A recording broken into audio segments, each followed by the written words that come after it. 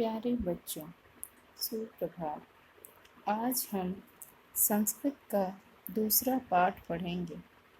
आप सभी अपनी पुस्तक में पाठ 2 देखें। द्वितीय पाठः बिलस्य वाणी न कदापि मे श्रुता। बिलस्य वाणी न कदापि मे श्रुता का अर्थ है मेरे द्वारा गुफा की वाणी कभी भी नहीं सुनी गई है। बिलस्य यहाँ गुफा या बिल से मतलब है, वाणी आवाज़, न नहीं, कदापि कभी भी, श्रुता सुनना या सुनी गई। प्रस्तुत पाठ संस्कृत के प्रसिद्ध कथा ग्रंथ पंचतंत्रम के तृतीय तंत्र काकोलुकीयम से संकलित है। पंचतंत्र के मूल लेखक विष्णु शर्मा हैं।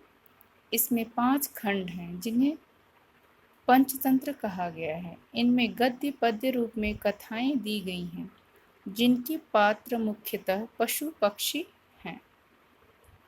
अब आप पैराग्राफ को ध्यानपूर्वक सुनें तथा देखें। कस्मिंश्चित् वने खरनखरः नाम सिंह प्रतिवसति स्म। किसी वन में खरनखर नाम का एक शेर रहता था। सः कदाचित् इतस्ततः परिभ्रमन् क्षुधार्तः न किंचिदपि आहारं प्राप्तवान्।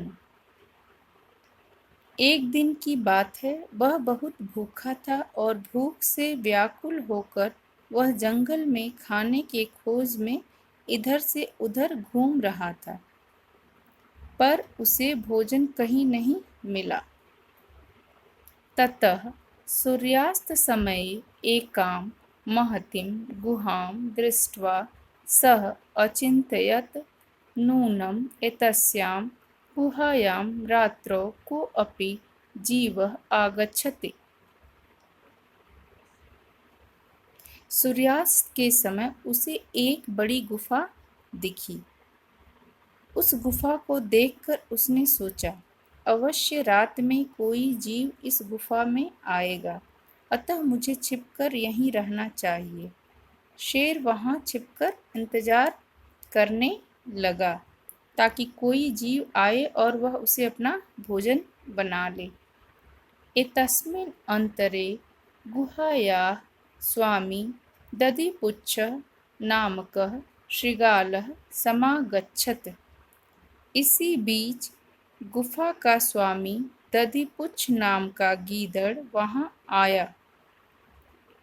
स च यावत् पश्यति तावत् सिंहपदपद्धति गुहायां प्रविष्टा दृश्यते। और उसने जहाँ तक देखा वहाँ तक शेर के पैरों के निशान गुफा में प्रवेश किए हुए दिखाई दे रहे हैं, लेकिन बाहर आए हुए नहीं। शृगालः अचिन्तयत्। गीदड़ ने सोचा, अहो विनष्टो अस्मि, मैं तो मारा गया। नूनम् अस्मिन् बिले सिंहः अस्ति तर्कयामि। निश्चित रूप से इस बिल में या गुफा में शेर है, ऐसा उसका विचार था या उसने ऐसा सोचा। तत् किं करवाणि, अब मैं क्या करूं। एव विचिन्त्य, इस प्रकार सोचकर दूरस्थः रवं कर्तुमारब्धः, दूर से ही आवाज करना शुरू कर दिया। भो बिल, हे गुफा, किम न स्मरसि, क्या तुम्हें याद नहीं है। यन्मया त्वया सह समयः कृतो अस्ति यत् यदाहं बाह्यत्य प्रत्यागमिष्यामि तदा त्वं माम् आकारयिष्यसि। क्या तुम्हें याद नहीं है कि मेरे द्वारा तुम्हारे साथ शर्त रखी गई है या अनुबंध हुआ है। कृतो अस्ति, मैं जहाँ कहीं भी जाऊँगा, जब वापस आऊँगा तब तुम मुझे पुकारोगी। यदि तुम मुझे नहीं पुकारोगी तब मैं किसी दूसरी गुफा में चला जाऊँगा। बाह्यत प्रत्यागमिष्यामि तदा त्वं माम् आकारिष्यसि। इसका अर्थ यह है कि जब मैं कभी बाहर से वापस आऊँगा तब तुम मुझे पुकारोगी। यदि त्वं मां न आह्वयसि तर्हि द्वितीयं बिलं यास्यामि इति। यदि तुम मुझे नहीं पुकारोगी तब मैं किसी दूसरे बिल में चला जाऊँगा या दूसरे गुफा में चला जाऊँगा। अथ इत छुत्वा सिंहः अचिन्त्यत् नूनमेषा गुहा स्वामिनः सदा समाह्वानं करोति परन्तु मदभयात् न किञ्चित् वदति। अथ इत छुत्वा सिंहः अचिन्त्यत् नूनमेषा गुहा स्वामिनः सदा समाह्वानं करोति परन्तु मदभयात् न किञ्चित् वदति। यह सोचकर मेरे भय से यह गुफा बोल नहीं रही है तो मैं ही इस गीदड़ का आह्वान करता हूँ, ऐसा शेर ने विचार किया। अथवा साध्वी वदम उच्यते, यह सही ही कहा गया है। भय संत्रस्तमनसां हस्तपादादिका क्रिया प्रवर्तते न वाणी च वेपुतश्चाधिको भवेत्।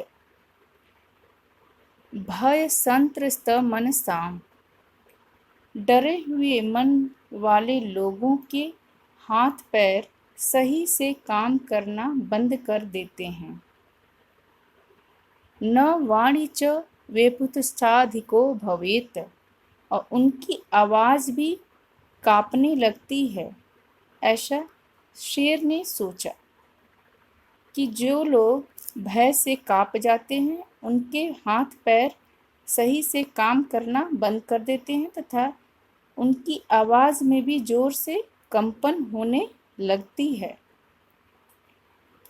तदहम् अस्य आह्वानं करोमि एवं सः बिले अवश्य मे भोज्यं भविष्यति।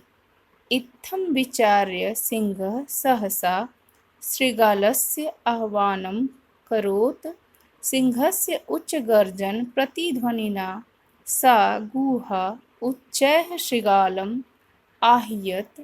अनेन अपि पशवः भयभीताः अभवन्। शृगालो अपि ततः दूरं पलायमानः इम पठत्। मैं ही इस गीदड़ को पुकारता हूँ, इस प्रकार से वह प्रवेश करेगा तथा मेरा भोजन बनेगा। इस प्रकार विचार करके शेर अचानक गीदड़ को पुकारा। सिंहस्य उच्चगर्जना प्रतिध्वनिना सा गुहा उच्चः शृगालम् आह्वयत्। अनेन अन्ये अपि पशवः भयभीताः।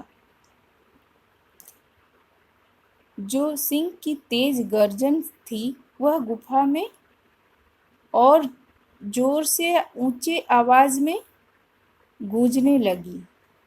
उस ऊंचे गर्जना को सुनकर अन्य पशु भी भयभीत हो गए। शृगालो अपि ततः दूरं पलायमानः इमं पठत्।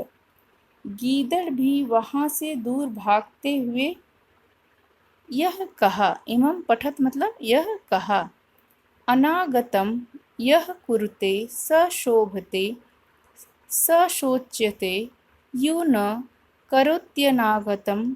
वने अत्र संस्थस्य समागता जरा बिलस्य वाणी न कदापि मे श्रुता। जो आने वाले संकट को पहले से ही जान लेते हैं तथा उसका समाधान भी ढूंढ लेते हैं, वही व्यक्ति सुखी होता है या वह सुख को प्राप्त कर लेता है। स सोच्यते यो न करोत्यनागतम, आने वाले दुख पर विचार नहीं करता है जो व्यक्ति, वह दुखी होता है। वने अत्र संसस्य समागताम जरा, गीदड़ ने कहा कि इस वन में रहते रहते मैं बूढ़ा हो गया, पर बिलस्य वाणी न कदापि में श्रुता, मेरे द्वारा गुफा की वाणी कभी नहीं सुनी गई या गुफा कभी बोलती नहीं है। मैं बूढ़ा हो गया पर मैं ऐसी आवाज़ गुफा से नहीं सुना। इसी के आधार पर पाठ का शीर्षक दिया गया है। धन्यवाद।